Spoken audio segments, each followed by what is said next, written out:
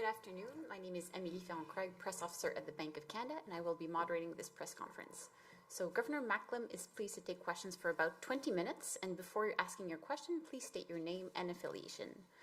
So we are webcasting this press conference, so please use the wireless microphone that my colleague will be bringing to you if you raise your hand. We do have several journalists participating remotely today, so we'll do one question in the room first and then turn to the call to make sure that every news organization has a chance to ask their question. The governor will be happy to take questions in both official languages.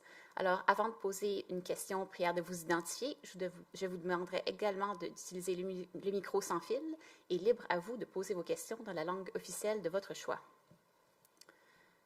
So we will start maybe to the left, maybe with Courtney from Real Estate Magazine.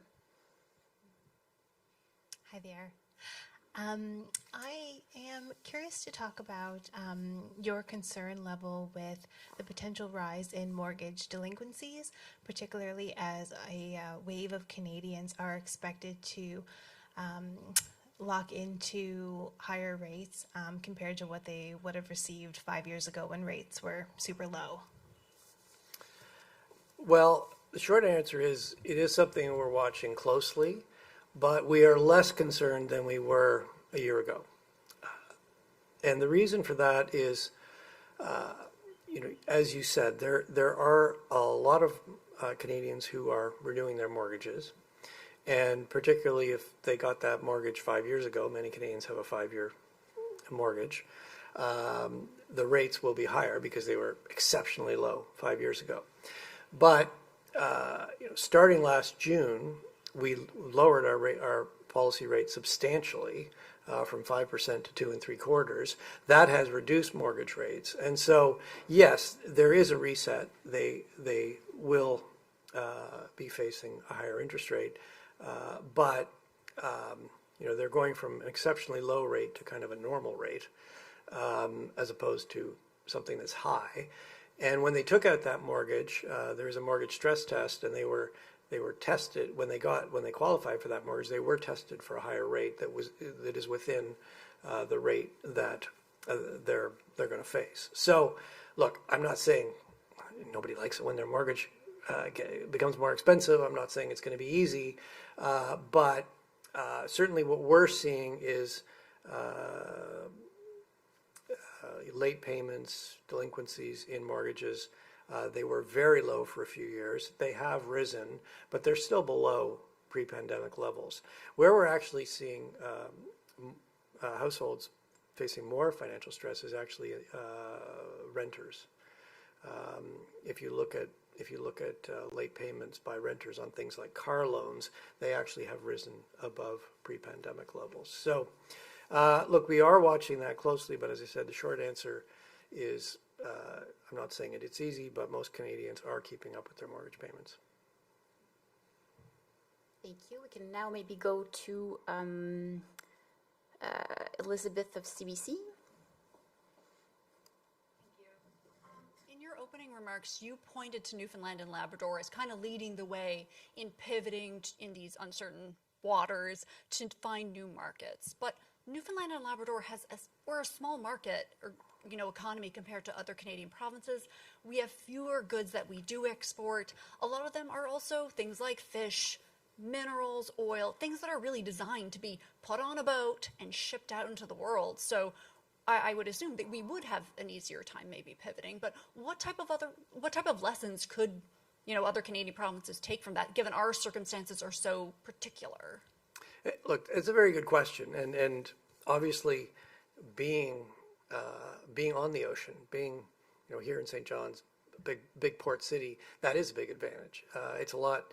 The key to getting goods to other markets is being able to get them there at a relatively low cost. As you said, you're right here. You can put it on a ship. You can ship it anywhere in the world.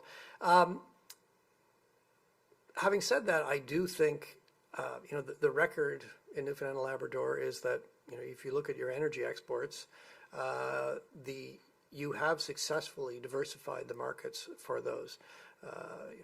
I think the numbers I had in my remarks earlier today, something like 20 years ago, something like 10% went to non-U.S. market. Today it's over 50%.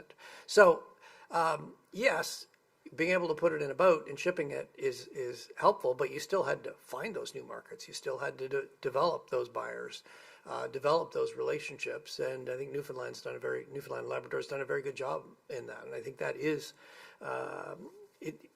You know, it's never easy, but I think Newfoundland and Labrador have done a very good job, and that is the reality. Is right now, Newfoundland and Labrador is being less affected by new U.S. tariffs than many other parts of the country because your trade is more diversified. You're not immune. In particular, the Chinese tariffs on seafood are certainly impacting Newfoundland. But coming back to the rest of the country, I'm not saying it'll be easy, but we could make it easier. We could invest in, if we invest more in east-west transportation, that'll reduce the cost of transportation of getting goods across the country, getting them to our ports so that we can ship them overseas. There are also opportunities to grow our internal market in Canada by reducing, or even better, eliminating many interprovincial trade barriers. That will help make it less costly to trade or develop new markets within the country. That'll grow our internal market. So, look, if it had been easy, we probably would have already done it. It's not easy, but we created these rules. We could roll them back, and that would be a benefit to the country. Thank you. We can maybe go to Ashley Fitzpatrick of Atlantic Business Magazine. Hi. I wanted to ask about the idea of certainty in the trade relationship, because it was mentioned both in the discussion on the latest hold on the chief interest rate and then today in the speech, this idea of uncertainty and trying to sort of manage through that. What I'm wondering about is this new 30-day announcement that we've had coming out of the G7 and the agreement to come.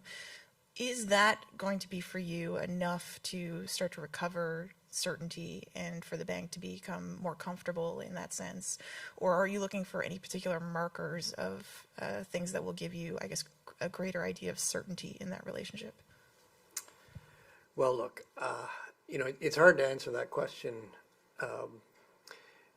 It'll be easier to answer that question when we have a deal. Without a deal, it's hard to know. Look, uncertainty is still elevated. We don't have a deal. I think when there is a deal, we'll have to assess the implications for the Canadian economy. We'll have to assess what that means for monetary policy here in Canada. Look, the reality is the administration of President Trump, it is unpredictable, and let's hope we can get a deal. But I think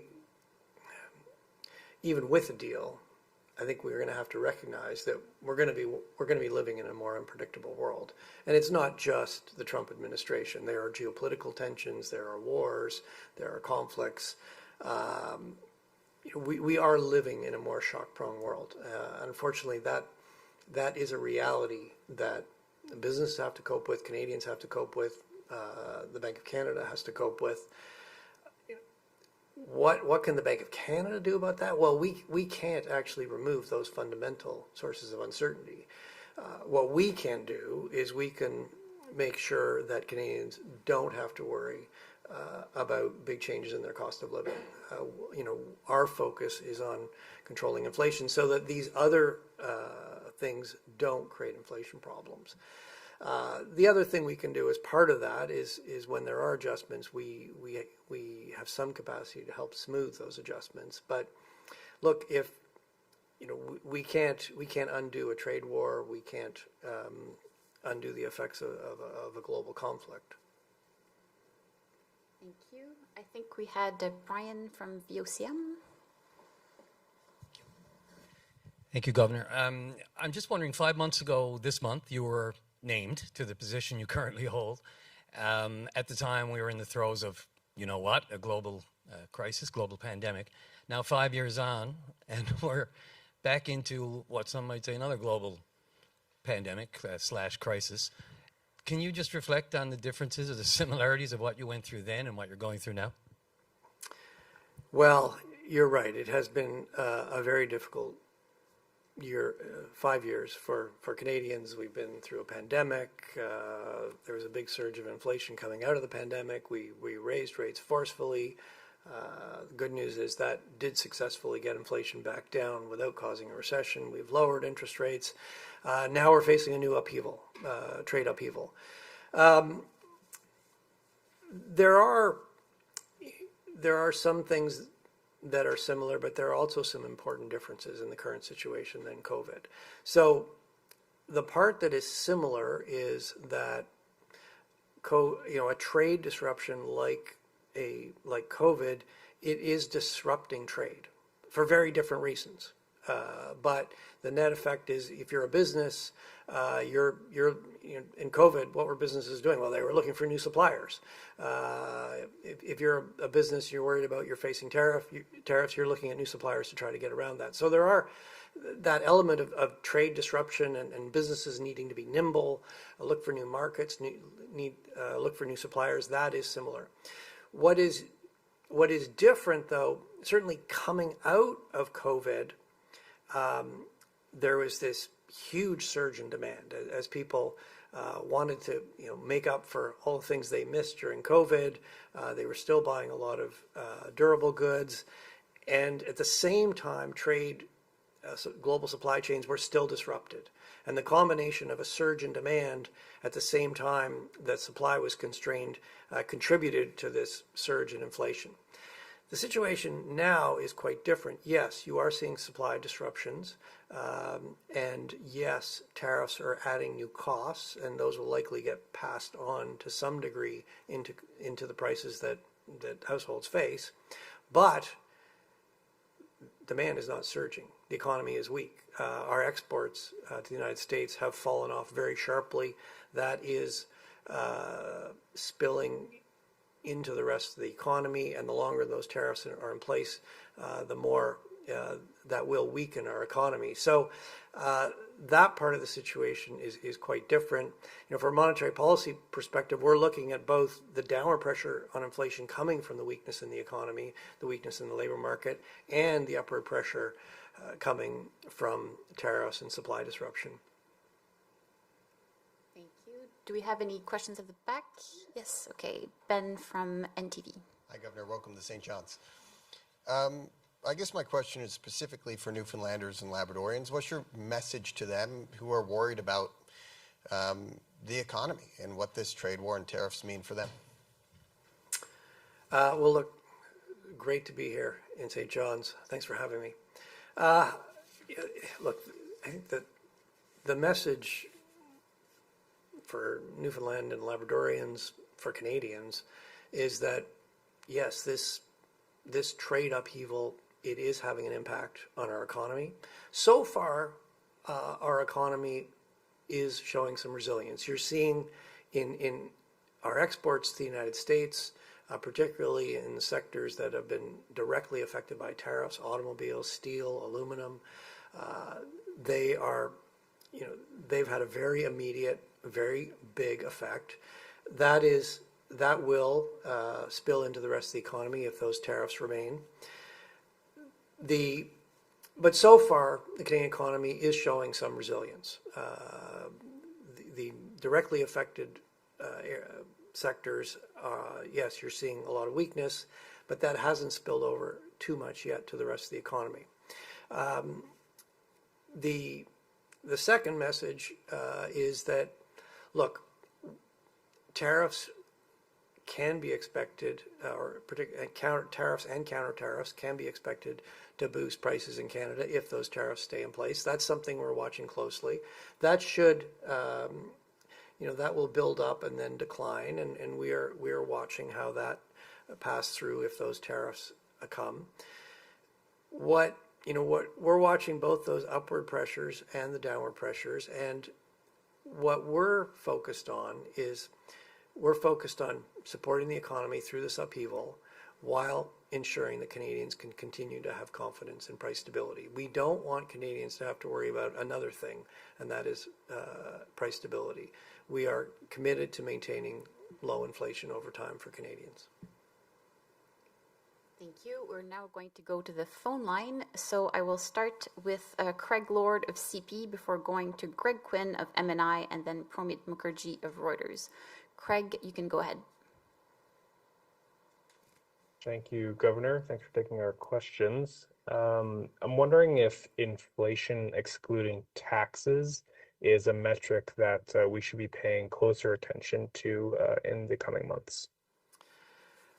Well, I think you're picking up on the fact that we've been mentioning inflation excluding taxes. And the reason for that is that in the last number of months, there have been a series of tax changes that have affected headline inflation.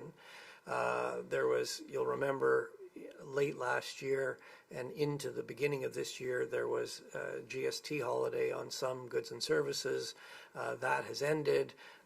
There's now been the elimination of the consumer carbon tax. That's knocking 0.6 percentage points off inflation. But it's important to remember that these tax effects are temporary.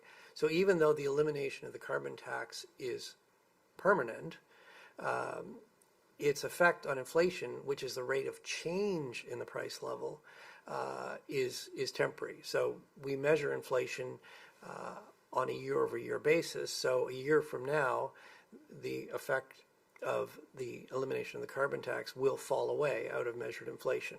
So, that's something that we tend to look through. Monetary policy works with a lag. We need to be thinking about where is inflation going. We know the effect of the elimination of the carbon tax on inflation is temporary. So that is something we're largely looking through. So one way to sort of help convey that is to use measures of CPI ex taxes. And so that's why we have been mentioning them. I mean, when you're in a situation where taxes aren't changing, you don't need to look at CPI ex taxes, but in the current situation, there have been a number of tax changes that have had a material impact on headline inflation. And so, and since we need to be forward looking and look through those, we've been focusing more on CPI ex taxes. So yes, I think in the current circumstance, it is a useful thing to keep in mind. Thank you. We'll now go to Greg Quinn of MNI. Hello. I want to touch back on the speech that Deputy Kazicki gave recently, talking about how the bank has started using more real-time data, like the movements of trucks and ships, and talking more to executives to get kind of more up-to-date information. I was wondering if you can comment on how this will be used before the next decision. Are you seeing more recent data suggesting that we're not headed towards a disastrous trade scenario? And if, since this 30-day trade deal clock comes due before your next rate decision, do you expect to get that kind of intelligence that will be useful ahead of the next meeting? Well, yes, as Deputy Governor Sharon Kazicki outlined, we are, particularly in situations where the economy is adjusting to a big change, getting more information directly from businesses, from households, is very helpful. The reality is that the published data statistics, they come out with a lag. I mean, StatsCan or CMHC or whoever has to collect this data and put it together and publish it, that takes some time. So it always comes out with a bit of a lag. So there are benefits of we do our own surveys directly. We also use regional outreach. We travel across the country. I'm here in St. John's today. In addition to my remarks this morning, I have a number of roundtables. I'm meeting with a number of businesses. The purpose of that, yes, you get a sense of not only what are businesses seeing right now in the data, you also get a sense of what's their order book going forward. What are their hiring intentions? What are their investment intentions? Those if those intentions, they carry through on those will show up in the data we're going to get. So particularly in moments of change in the economy, it is particularly valuable. We did this a lot during COVID. It was a moment of very rapid change. And in the current trade upheaval, we're also, again, we're seeing big shifts in trade. That's starting to spill into the broader economy. So, we are using all opportunities to get more information. In terms of, what we're seeing in some of the real-time information, we'll be getting some more between now and July, so it's a little bit early to say. And as you indicated, the 30-day window for a new trade relationship with the United States, that 30 days comes up, I think, a couple of weeks before our decision near the end of July. So we will certainly be watching all of those things closely. I mean, what you can see in some of the information is if you look at things like consumer sentiment, business sentiment, it fell off very quickly, very sharply with the announcements of new tariffs on Canada and other countries. Since then, it stopped falling. Some of the indicators suggest it kind of bounced off the bottom. But I would stress that while it's come off the bottom, these sentiment indicators, they're still low by any standard. So I think it's broadly consistent with what you're seeing in the harder data, the actual data. Canadian economy and exports in particular have been very affected by U.S. trade. But so far the economy is showing some resilience in the sense that if you look at, for example, employment beyond the industries that have been directly affected, so far it's continued to grow. It's not growing enough to offset the weakness we're seeing in the trade-related sectors, but it is continuing to grow. Certainly our concern is the longer these tariffs are in place, the more likely you will see more businesses cutting jobs. Thank you. We will now go to Promit Mukherjee of Reuters. Thanks, Emily. Good afternoon, Governor. Good afternoon. Thanks. What I wanted to ask is on Middle East. I mean, during your Q&A session at after your speech, you said that the Middle East conflict has not really had so much of impact on the markets, or had limited impacts. But how do you foresee the economic impact of United States possibly taking a more active role in the war? I don't think that is something really I can speculate on. As I said, the markets to this point, you're certainly seeing, what we call a more risk-off sentiment. People in a situation where the world looks riskier, people, markets are de-risking. So far, the impact in markets has, as I said, has been fairly limited. The biggest impact you've seen is in the price of oil. Brent is up about $10. Look, I'm not going to speculate what the U.S. is going to do, but certainly what I do know is that, if the situation changes fundamentally, markets will react very quickly to new information. Whether it's good or bad, you'll see markets react. Thank you. And I think we have one last question from Randy Thantong Knight of Bloomberg. Good afternoon, Governor. Do you think CPI median and trims do accurately reflect underlying inflation? And I know you're looking at a range of measures. What's the one core rate you're prioritizing or focusing on the most right now in assessing price pressures, if you have to pick one? Well, I know everybody like one statistic to follow. It'd make life so much easier. I don't have one. I think the reason we've highlighted that we're looking at a range of alternative measures of core is because, well, that's actually what we're doing. Our preferred measures are both running a little over 3%. If you look at other measures, they've all come up, but they tend to be a bit below our preferred core measures. I think there is, potentially some distortion in our core measures, maybe exaggerating a little bit. So underlying inflation is certainly above 2, but it's probably a little bit lower than our preferred measures.